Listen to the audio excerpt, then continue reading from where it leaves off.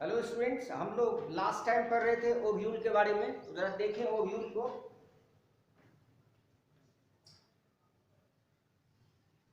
Ovule में आप देखे थे इंटरमेंट लगा हुआ था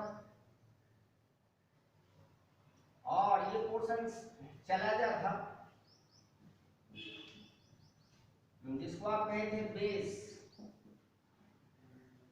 और ये ओपनिंग जो यहाँ पर है जहाँ इंटरमेंट नहीं है,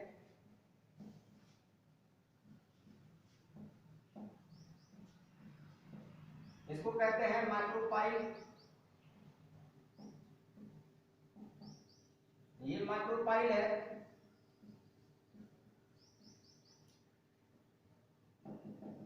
तो पता है ये होल बॉडी जो इसका है वो न्यूसेलस है।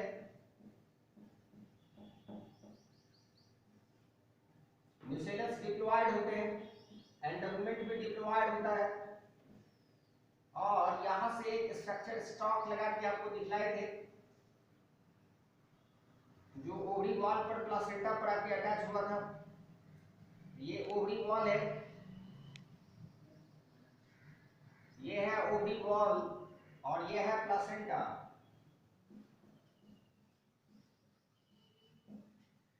तो प्लासेंटा से कभी कभी एक उभार निकलता है जिसको कहते हैं हम लोग ऑपरेटेड, या फॉलिकल से उभार निकलता है, इसको कहा जाता है operated.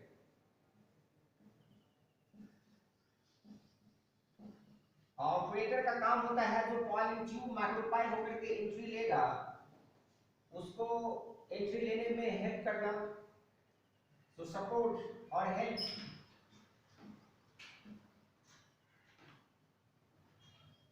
Help in entry of pollen tube during fertilization. Pollen tube during fertilization.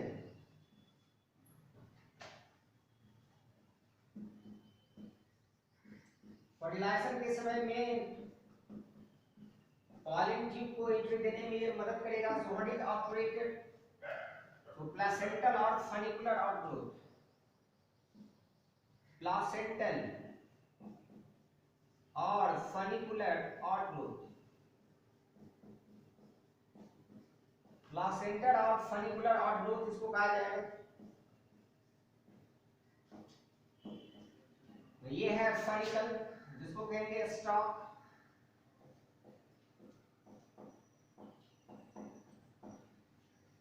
और फनिकल जहां इस ओव्यूल के बॉडी से अटैच्ड है इसको कहेंगे hilum. So H for hilum हो जाएगा। और बीच में होगा शलाजा और इस फनिकल या हाइलम के जंक्शन पर रैफिल जो आप लास्ट क्लास में देखे थे। इस न्यूसेलस में आपको बताए थे कि मेगास्पोर मदर सेल डेवलप होगा। तो ये मेगास्पोर मदर सेल है। Megaspore mother cell, megaspore mother cell जो डिप्लॉयड है, फ्लूइड है। आपको बताए थे कि इसमें जब मियोसिस होगा तो मियोसिस या रिडक्शन डिवीजन होने के बाद ये मेगास्पोर बनाएगा। पहले बनेगा 4 मेगास्पोर्स। सारे मेगास्पोर्स हैप्लॉइड होंगे यानी N होगा। इसमें 4 में से 3 डिजेनरेट कर जाएंगे और डिजेनरेट करने के बाद सिर्फ एक मेगास्पोर बचेगा और ये मेगास्पोर फंक्शनल होगा। और इस फंक्शनल मेगास्पोर से 3 माइटोटिक डिवीजन यानी 3 माइटोसिस या माइटोटिक डिवीजन होने के बाद आप कह सकते हैं 3 बार जब माइटोसिस होगा तो ये चेंज हो जाएगा एम्ब्रियो सैक में, जिसको आप कहेंगे फीमेल गैमेटोफाइट। Female gametophyte. तो एम्ब्रियो सैक या फीमेल गैमेटोफाइट का फॉर्मेशन कैसे हुआ? तो कहेंगे एक मेगास्पोर मदर सेल एक मियोसिस और 3 माइटोसिस के द्वारा एक एम्ब्रियो सैक या एक फीमेल गैमेटोफाइट को बना के तैयार करता है। ये मेडिकल का क्वेश्चन होता है। So remember, a female gametophyte और embryo sac is derived from megaspore mother cell after 1 meiosis and 3 mitotic divisions। ये याद रखना होगा।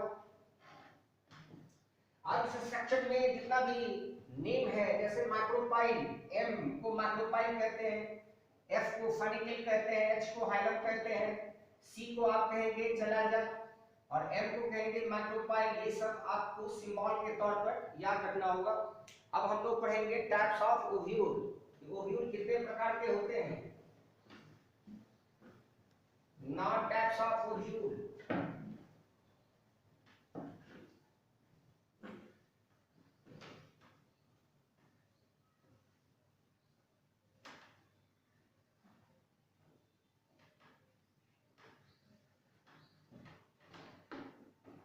टाइप्स ऑफ ओव्यूल आप पढ़ेंगे। टाइप्स ऑफ ओव्यूल, सबसे पहला है ऑर्थोट्रोपस। ऑर्थोट्रोपस और straight.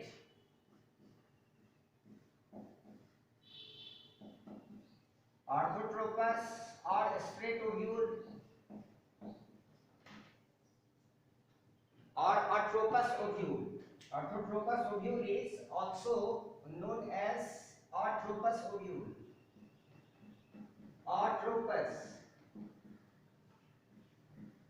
Orthotropous ovule.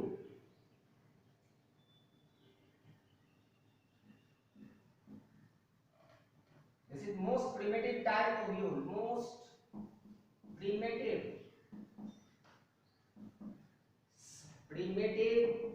type of ovule। Ovule में सबसे प्रिमिटिव टाइप ऑर्थोट्रोपस है। इसका एग्जांपल है पॉलीगोनम।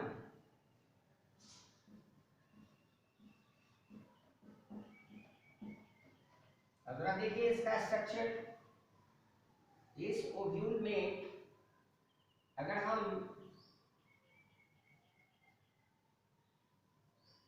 एक्सिस दिखलाएं तो ये M हो गया, M for micropyle, C for chalaza, ये हो गया hilum, H for hilum and F for funicle. ये जो स्टॉक है वो फनिकल है और जिस जंक्शन पर ये जुड़ा हुआ है बॉडी से वो हाइलम है। आपको याद होगा माइक्रोपाइल अभी किधर है? अपवर्ड है माइक्रोपाइल। माइक्रोपाइल इज अपवर्ड, ऊपर है। अगर हम एक एक्सिस ड्रॉ करें, एक एक्सिस ऐसे ड्रॉ करें तो आपको देखने से लग रहा होगा कि एक ही एक्सिस पर माइक्रोपाइल, चलेजा, हाइलम एंड फनिकल सब मौजूद है एक ही एक्सिस पर, इसलिए इसका नाम होगा orthotropous ovule. So when M for micropyle, C for चलेजा, H for hilum and F for funicle are present on the same axis। एक ही एक्सिस पर अगर होगा तो आप इसको कहेंगे ऑर्थोट्रोपस ओव्यूल, जो सबसे प्रिमिटिव ओव्यूल कहा जाता है।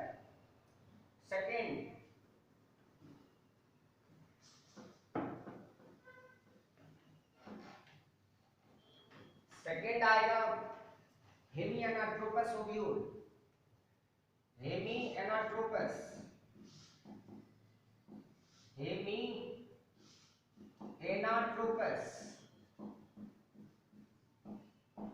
हेमिएनाट्रोपस ओव्यूल। अब देखिए इसको आप अगर इस बॉडी को, ओव्यूल को अगर ऐसे पकड़ करके आप इसको अगर टर्न कर दें तो ये ऐसे हो जाएगा हॉरिजॉन्टल और फनिकल से ये 90 डिग्री का एंगल बनाएगा। ये होगा M, ये होगा C, ये होगा H और ये होगा F। अगर एक्सिस ऐसे डालें तो ये इसके लिए और ये इसके लिए एक्सिस होगा, यानी दो एक्सिस, ये एक्सिस होगा HF एक्सिस और ये एक्सिस होगा MC एक्सिस। दोनों के बीच का एंगल 90 डिग्री होगा, यानी ये दोनों एक दूसरे पर परपेंडिकुलर होंगे। तो हम लोग ऐसे बोलेंगे when MC axis is perpendicular, when MC axis is perpendicular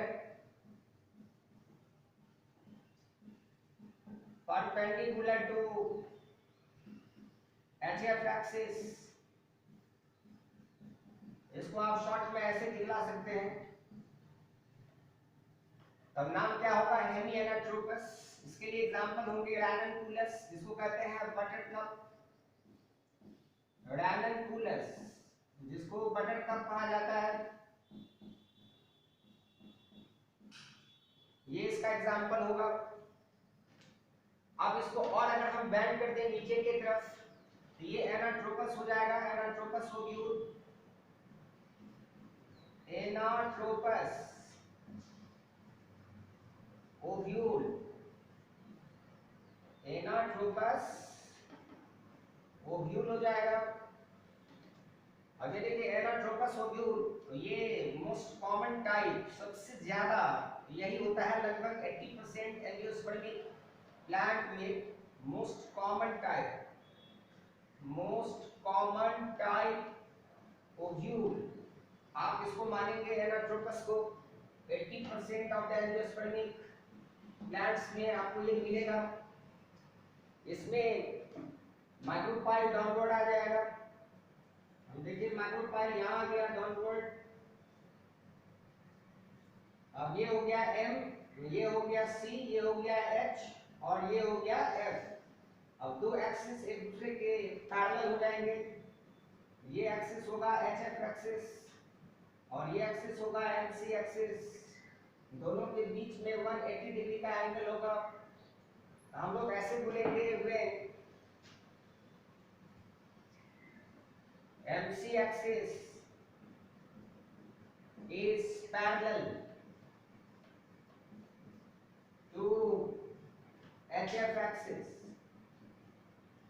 अगर HF axis का पैरेलल हो जाएगा तो नाम होगा एनाट्रोपस ओव्यूल। इसके लिए एग्जांपल लेके आप, एग्जांपल में आप क्या लिखेंगे, यहाँ आंसर होगा चाइना डोज, जिसको आप कहते हैं हिबिस्कस।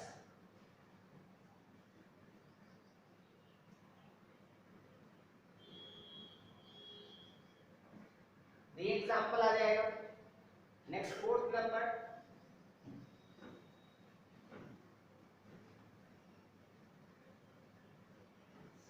होगा, इसको कहेंगे आप कैम्पाइलोट्रोपस,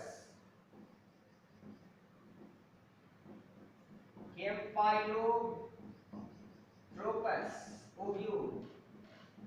कैम्पाइलोट्रोपस में क्या होगा, माइक्रोपाइल रिड्यूस्ड होगा और वो फनिकल के करीब आ जाएगा। कब, when body of ovule is curved हो जाएगा, माइक्रोपाइल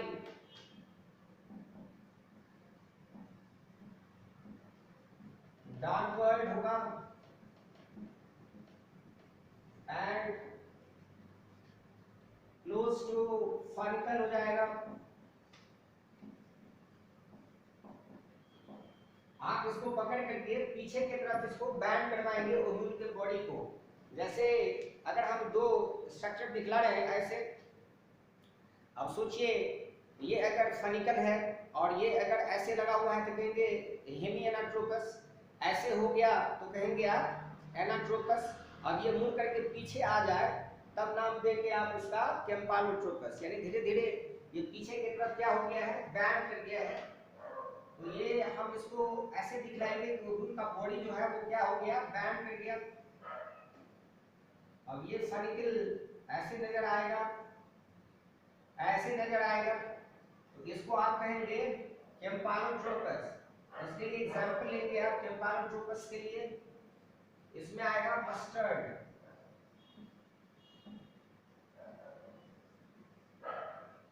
मस्टर्ड ब्रासिका जिसको कहते हैं हम, ब्रासिका कॉम्प्रेस्ट्रिस,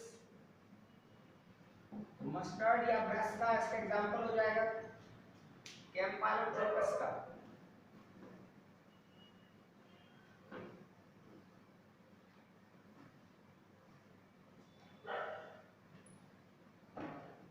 ये एम हो गया और ये सी हो गया। 5 नंबर एम्फीट्रोपस, एम्फीट्रोपस ओव्यूल, एम्फीट्रोपस ओव्यूल किसको कहेंगे आप? एम्फी का मतलब क्या हो गया? Both.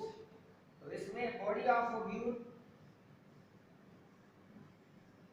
Body of ovule and embryo sac जो इसके अंदर होते हैं, जो एम्ब्रियो सैक अभी हमने आपको बताया, body of ovule and embryo sac both are curved, दोनों अगर कर्व्ड हो जाए, बोथ आर कर्व्ड, दोनों के दोनों अगर कर्व्ड हो जाए तब नाम हो जाएगा एम्फीट्रोपस ओव्यूल। एग्जांपल लेंगे आप, यहाँ आएगा एलिस्मा एंड बैसिला, एलिस्मा एंड बैसिला, यहाँ का एग्जांपल हो जाएगा एलिस्मा एंड बैसिला। अगर आप इसके स्ट्रक्चर को देखिए, ये स्ट्रक्चर ऐसा नजर आएगा, इसमें एम्ब्रियो सैक को आप बेंड करवाइए, ऐसे मुड़ गया ये एम्ब्रियो सैक, और यहाँ अगर एम होगा तो यहाँ सी होगा, और यहाँ से ये माइक्रोपाइल, इसको एक बड़ा स्ट्रक्चर बना के दिखलाया जाए।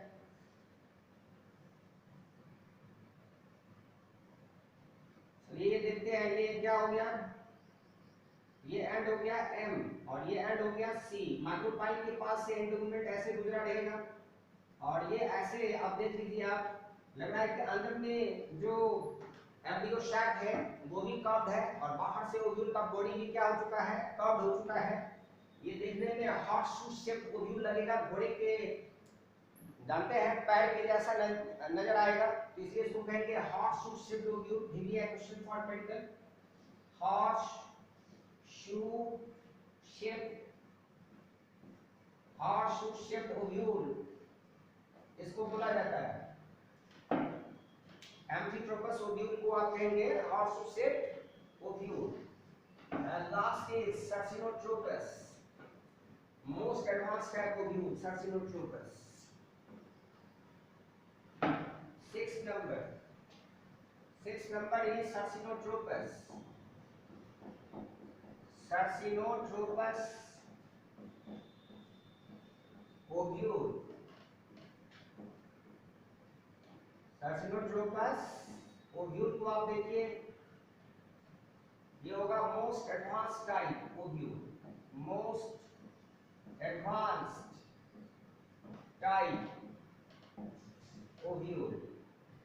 एग्जाम्पल हो जाएंगे कैलोट्रोपिस, कहाँ मिलेगा ये, क्या आंसर होगा, कैलोट्रोपिस में। इसके लिए एग्जाम्पल आएगा कैलोट्रोपिस, तो कैलोट्रोपिस में ये मिलेगा। इसमें क्या होगा कि फॉलिकल जो स्टॉक है, फॉलिकल एक टर्न ऑफ 360 डिग्री, एक टर्न ऑफ 360 डिग्री कितने का ये टर्न ले लेगा। अब कैसे टर्न लेगा, जरा यहाँ डायग्राम देखिए आप। पहले सोचिए ये ओव्यूल स्ट्रेट हो, पहले ये स्ट्रेट है, अब ये 180 डिग्री का टर्न लेगा, 180 डिग्री टर्न, तो ये नीचे आ जाएगा और फॉलिकल जो है तो ये एक बार घूम जाएगा, नीचे आएगा,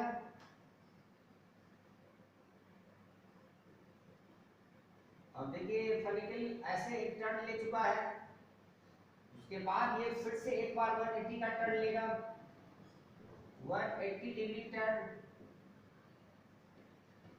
तब ये क्या होगा, फॉलिकल पूरा इसको घेर लेगा और ये स्ट्रेट फिर से हो जाएगा और फॉलिकल इसको कंप्लीट घेर लेगा, एक टर्न ले लेगा। अब इसको आप कहेंगे सर्सिनोट्रोपस। तो आप कह सकते हैं कि सर्सिनोट्रोपस ओव्यूल में फॉलिकल 360 डिग्री का टर्न ले लेता है तो ये आपको समझना होगा।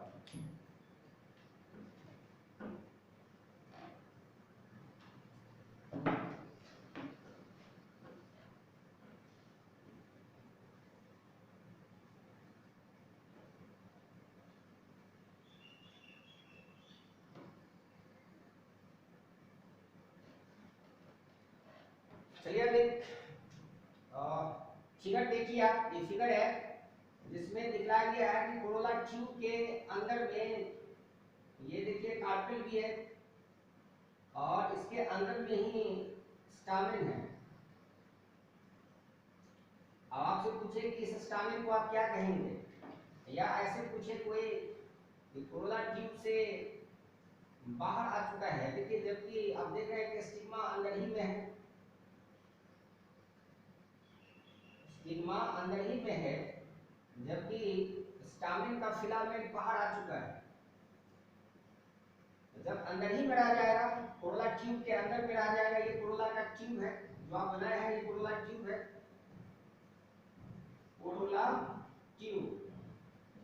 अब इसके अंदर में क्योंकि ये लेंथ ऑफ फिलामेंट शॉर्ट है और ये लेंथ ऑफ फिलामेंट लॉन्ग है, तो इसको अंदर में होने के कारण आप इसको क्या कहेंगे, इंसर्टेड।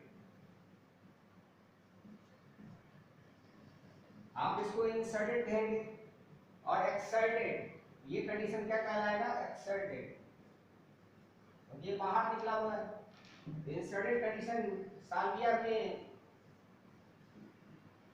और मस्टर्ड में आपको मिलेगा, जिसमें फिलामेंट शॉर्ट होंगे।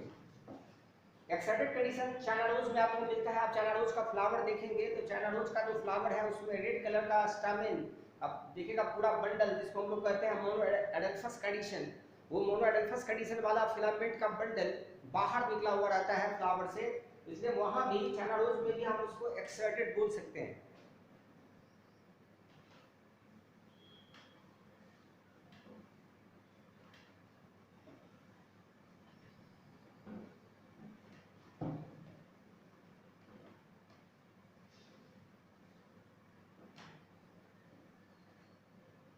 ना अब आपका टॉपिक आ रहा है फ्रूट, तो आप पढ़ेंगे फ्रूट के बारे में। तब तक देखिए जरा, फ्रूट पहला है क्वेश्चन, ये फ्रूट क्या होता है। तो fruit is matured fertilized ovary. Fruit is matured fertilized ovary। ये फ्रूट कहलाता है। आपको बताए थे ovary after fertilization form fruit and ovary wall after fertilization forms pericarp. Ovary wall after fertilization forms pericarp. क्या बनाएगा, तो क्या आंसर होगा, पेरिकार्प बना देगा। स्टडी ऑफ फ्रूट पोमोलॉजी कहलाएगा। स्टडी ऑफ फ्रूट को आप कहेंगे पोमोलॉजी। लार्जेस्ट फ्रूट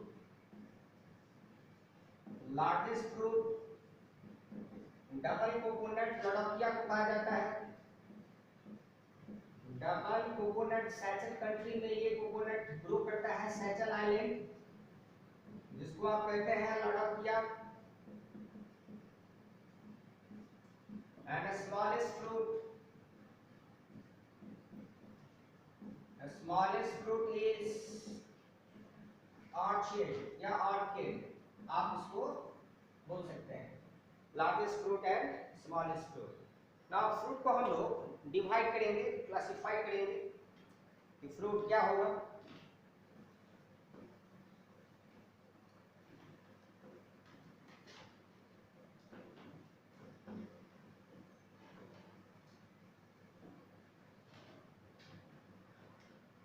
चलिए फ्रूट को पहले हम लोग दो भागों में डिवाइड कर लिए, ट्रू फ्रूट, फॉल्स फ्रूट।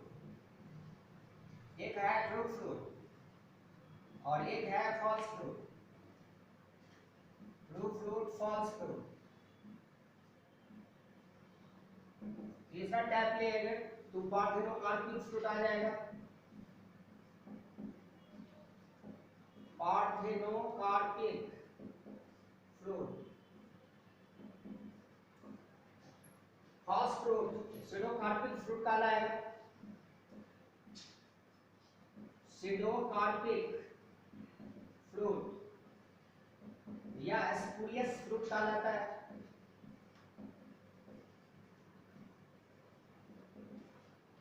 और ट्रू फ्रूट को आप कहेंगे यूकार्पिक फ्रूट, यूकार्पिक फ्रूट के नाम से जाना जाएगा। True fruit form from ovary only, केवल ओवरी से अगर फ्रूट का फॉर्मेशन होता है तो आप उसको बोलेंगे ट्रू फ्रूट। लेकिन अगर ओवरी के अलावे फ्लावर का कोई भी दूसरा पार्ट जैसे थैलेमस या फिर पेरियंथ ये अगर हिस्सा लेता है फ्रूट को बनाने में तो अब आप उसको कहेंगे फॉल्स फ्रूट। तो this false fruit is derived from ovary plus thalamus और ovary plus perianth etc. Ovary plus thalamus या ओवरी प्लस पेरियंथ से ये क्या हो सकता है, बन सकता है। तो नाम उसको हम लोग देंगे फॉल्स फ्रूट। फॉल्स फ्रूट के लिए एग्जांपल लेंगे, इसमें आएगा एप्पल, पियर और स्ट्रॉबेरी।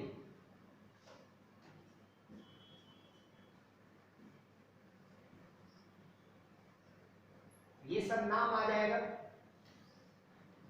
तो याद रखना है कि केवल ओवरी से अगर फ्रूट बनता है तो ट्रू होगा, लेकिन ओवरी के अलावे अगर कोई दूसरा प्रोडक्ट पार्ट अगर हेल्प करता है तो नाम फॉल्स फ्रूट हो जाएगा।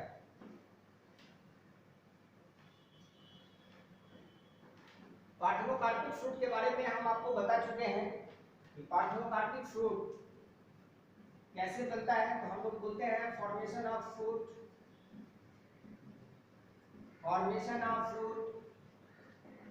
फ्रॉम ओवरी विदाउट फर्टिलाइजेशन, बिना फर्टिलाइजेशन के ही, विदाउट फर्टिलाइजेशन अगर ये बनके तैयार हो जाए तो आप उसको कहेंगे parthenocarpic fruit. And parthenocarpic fruits are seedless fruit, इसमें सीड नहीं होंगे, सीडलेस फ्रूट होगा। इसलिए हम आपको बताए थे कि जिस फ्रूट का आप सीड खाते हैं उसमें पार्थेनोकार्पी कभी पॉसिबल नहीं हो सकता है, सिर्फ पोमीग्रेनेट। तो पोमीग्रेनेट में आप क्या खाते हैं, पोमीग्रेनेट में आप सीड खाते हैं यानी जूसी टेस्टा खाते हैं, इसलिए वहां पर पार्थेनोकार्पी पॉसिबल नहीं हो सकता है। और आपको बताए थे कि आर्टिफिशियल पार्थेनोकार्पी हम लोग करवाते हैं ऑक्सिन, जिब्रालिन, साइटोकाइनिन का एप्लीकेशन करके।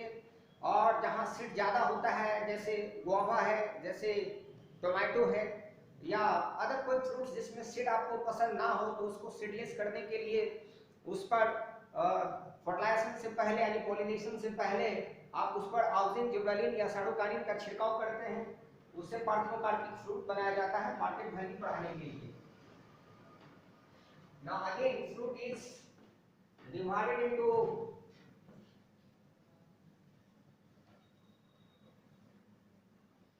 Simple fruit, aggregate fruit, multiple और कंपोजिट फ्रूट। लेकिन फ्रूट के बारे में हम लोग को डिटेल्स में 12th क्लास में पढ़ना है। आप लोगों के एनसीईआरटी की बुक में 11th में ज़्यादा डिटेल्स फ्रूट्स के बारे में नहीं दिया हुआ है, इसलिए हम लोग बहुत ज़्यादा डिटेल्स में नहीं जाएंगे, लेकिन फिर भी कुछ यहाँ पर हम आपको दिखाना जरूर चाहेंगे। तो पहले हम एक लाइन और पार्थेनोकार्पिक फ्रूट के बारे में आपको बताना चाहेंगे कि पार्थेनोकार्पिक फ्रूट हमेशा याद रखना है सीडलेस होता है। आपको पहले भी बता चुके हैं 12th की क्लास में, फर्स्ट क्लास जो आपका हुआ है रिप्रोडक्शन इन ऑर्गेनिजम्स, उसमें हम आपको बता चुके हैं कि बनाना जिसको मूसा कहते हैं, मूसा पैराडिसिएका या मूसा सपाइडेंस, बनाना में नेचुरल पार्थेनोकार्पी देखने को मिलता है क्योंकि बनाना सीडलेस होते हैं ड्यू टू नेचुरल पार्थेनोकार्पी। तो ये क्वेश्चन आपके लिए भी गया है मेडिकल एग्जाम के लिए। बनाना याद रखना है, banana is an example of natural parthenocarpy. Now next हम यहाँ बताना चाहेंगे, अभी साइडिस जापानीज साइडिस किहारा नाम का साइडिस एक सीडलेस वाटरमेलन तैयार किया है। जैसे एग्जाम में क्वेश्चन आ जाए कि सीडलेस वाटरमेलन कहाँ का साइडिस तैयार किया है, तो आंसर होगा जापानीज साइडिस जिसका नाम है किहारा। सीडलेस वाटरमेलन, तारबूज जिसको कहते हैं आप, तारबूज में बहुत ज्यादा बीज होते हैं इसलिए उसको सीडलेस किया गया है खाने के लिए। चलिए तो फ्रूट को फिर से हम लोग डिवाइड करें, simple fruit,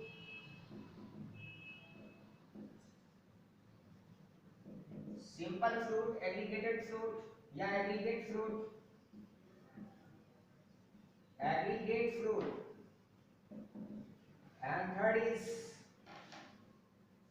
multiple, multiple fruit. तो चलिए सिंपल फ्रूट के बारे में बात किया जाए। Simple fruit derived from single carpel और पिस्टिल, सिंगल कार्पेल और सिनकार्पस पिस्टिल, कार्पेल और पिस्टिल और syncarpous pistil. Syncarpous means fuse, syncarpous pistil से ये बन सकता है। अब देखिए अगर हम अपोकार्पस की बात किए हैं, अपोकार्पस में फ्लावर में जो कार्पेल है वो ऐसे है, वो किसी से फ्यूज नहीं है, सिंगल है, एक है, इससे एक फ्रूट बन जाए तब संभव है। सिनकार्पस का मतलब है कि जब थैलेमस का लगा हुआ ज्यादा कार्पेल होंगे और दो आपस में क्या होंगे, फ्यूज होंगे। अब देखिए यहाँ पर फ्यूज कार्पेल है, तो फ्यूज कार्पेल है तो आप उसको क्या कहेंगे, सिनकार्पस। और इससे अगर एक फ्रूट बनता है तब भी नाम क्या होगा, सिंपल फ्रूट होगा। एग्रीगेट फ्रूट में क्या होंगे, एग्रीगेट का मतलब होता है जब बहुत सारे कार्पेल एक जगह पर जमा तो जरूर है लेकिन वो किसी के साथ फ्यूज नहीं है, सब अलग अलग है। अब यहाँ पर हम 3 कार्पेल्स या पिस्टिल हम आपको दिखाने जा रहे हैं।